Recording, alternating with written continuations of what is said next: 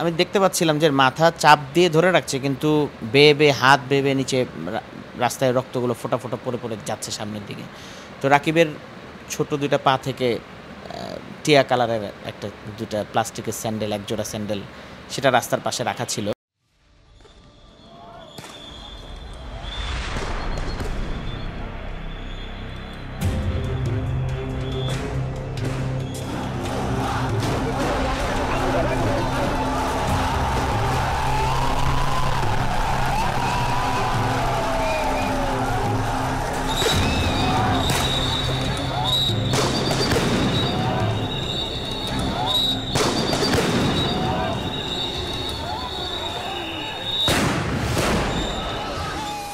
আন্দোলনে একদম শুরু থেকে ১৯ তারিখ থেকে আমি ছিলাম মোহাম্মদপুর যেহেতু আমার বাসা, আমি জুমার পর বাদ জুমা মোহাম্মদপুর আল্লাহ করিম মসজিদ থেকে আমরা একটা মিছিল বের করি। এই মিছিলটা আল্লাহ করিম মসজিদ থেকে নিয়ে মোহাম্মদপুর বেরিবার ৩ রাস্তার মোড় পর্যন্ত যায়। তো এই সময়ের ভেতরেই যেহেতু কাছে মোহাম্মদপুর থানা, সেখান থেকে কয়েক প্লাটুন পুলিশ এসে মসজিদের সামনে অবস্থান নেয় এবং ছাত্র জনতা মসজিদের পর থেকে নিয়ে ৩ রাস্তার মোড় পর্যন্ত ওই জায়গাটাতে অবস্থান নেয়।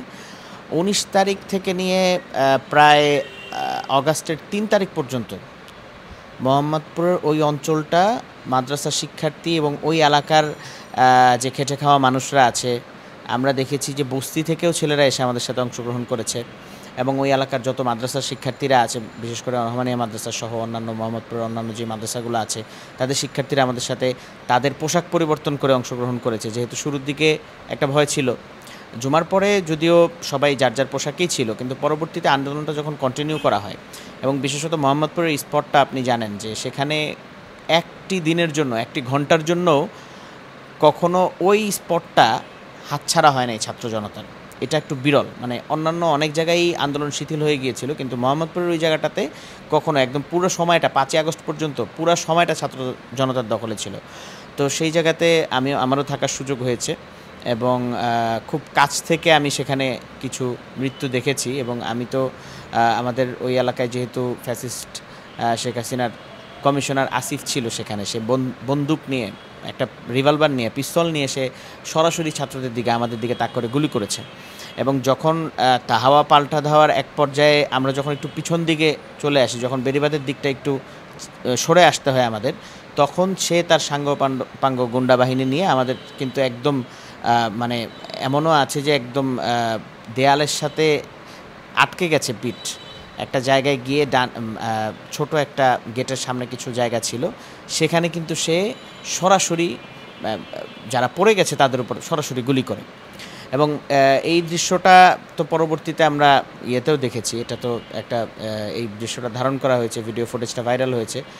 এছাড়া আমার দেখা মতে ওই সময়টাতে আসিফের সাথে যারা ছিল এদের অনেককেই ধাওয়া পাল্টা ধাওয়ার এক পর্যায়ে ছাত্র জনতা ওদেরকে কীভাবে যেন মিছিলের ভিতর নিয়ে আসে এবং ১-২ জন করে যখন নিয়ে আসতে শুরু করে, তো আসিফ প্রথম ৩ থেকে ৪ দিনের মতো সে ওইখানে অবস্থান করেছিল। কিন্তু যখন সে দেখলো যে না, এখানে খুব একটা সুবিধা করা যাচ্ছে না এবং এখানে ছাত্র জনতার অবস্থান খুব ভালো অবস্থানে আছে, তো সেই জায়গা থেকে সে আসলে ৩-৪ দিন পরে আর সে ওখানে যায় নাই। কিন্তু এছাড়াও আমরা ২৬ তারিখ সম্ভবত, এটা ২৬ তারিখে যখন প্রথমবার সেনাবাহিনী মাঠে নামলো, তখন সময়টা ছিল সন্ধ্যার কিছুক্ষণ আগে।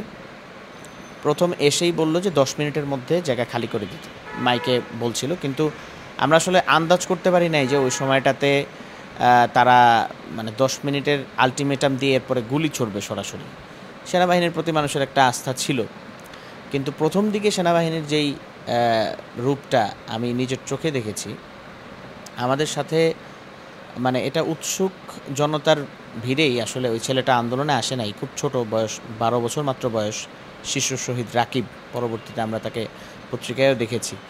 সেই ছেলেটা আমার থেকে ১০০ গজ হয়তো দূরে, আমি দেখতে পাচ্ছি রাস্তার এই পাশে আমি দাঁড়ানো, ওই পাশে রাকিব।